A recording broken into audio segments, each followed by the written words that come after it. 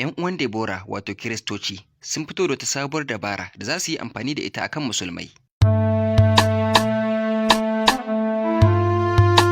To da alama dai tsuguna bata kare ba akan batun Deborah Samuel, ɗalibar da ta zagi manzon Allah sallallahu alaihi wasallam a kwalejin ilimi ta Sokoto.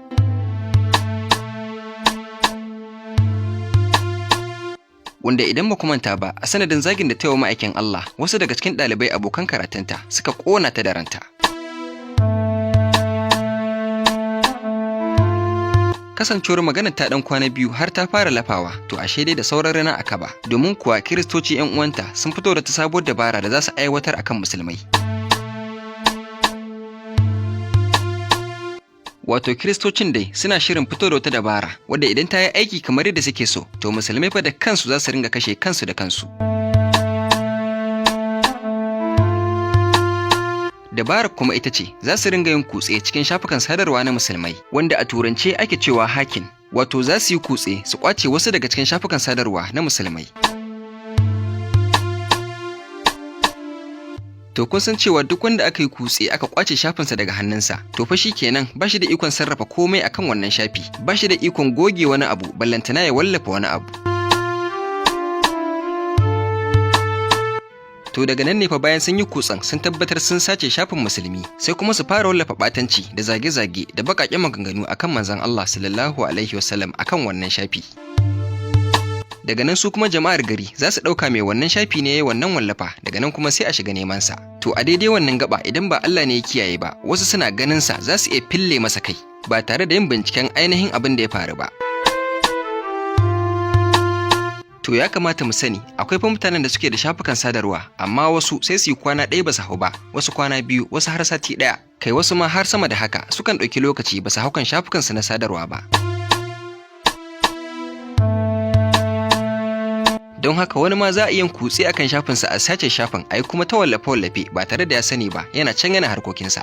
To akan irin wannan idan da tsautsayi yana zamansa sai dai kawai ya ga wasu sun zo sun rufe shi da duka kuma sun kashe shi har lahira. Jarumar fina-finan Kannywood Rahama MK, wadda take fitowa a matsayin matar gwamna a cikin shirin kwana 90 na tashar Arewa 24, ita ce ta wallafa wannan sanarwa a cikin wani group na WhatsApp, inda ta ɗauko wallafar da Kiristocin suka yi akan shafin Facebook akan wannan al'amari, ga kuma rubutun wallafar kamar yadda Rahama MK ta ɗauko ta kuma wallafa. To wannan kamar yadda kuke gani ita ce wallafar da Rahama MK ɗin ta ɗauko daga shafin wani Kirista, inda wallafar take cewa Next move.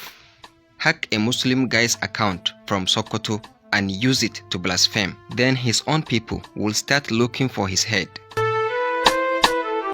A takaice kuma da Hausa wallafar cewa ta yi, abin da za mu yi na gaba, mu sace shafukan musulmai 'yan Sokoto sannan mu yi ɓatanci akan shafukan. Idan muka yi haka, mutanensa ne da kansu za su ringa neman sa domin su sare masa kai. A ƙasan wallafar an yi faɗakarwa mai muhimmanci zuwa ga musulmai wadda take cewa don Allah a kula da wannan, sannan kuma a ɗauke shi da muhimmanci. Allah ya tsare, don Allah ku taimaka ku kawar da wannan masifar, ku wallafa wannan saƙon domin tunatar da 'yan uwa musulmai. Arna sun fara wani mummunan shiri kamar yadda kuka gani, duk wanda ya sa lambar wayar shi a shafin Facebook da Instagram ya gaggauta cirewa, sannan a ƙara gyara password wato kalmar shiga shafukanka. Don Allah mu taimaka mu yaɗa har duk wani mai kafa sadarwa ya samu wannan saƙon domin ɗaukar mataki.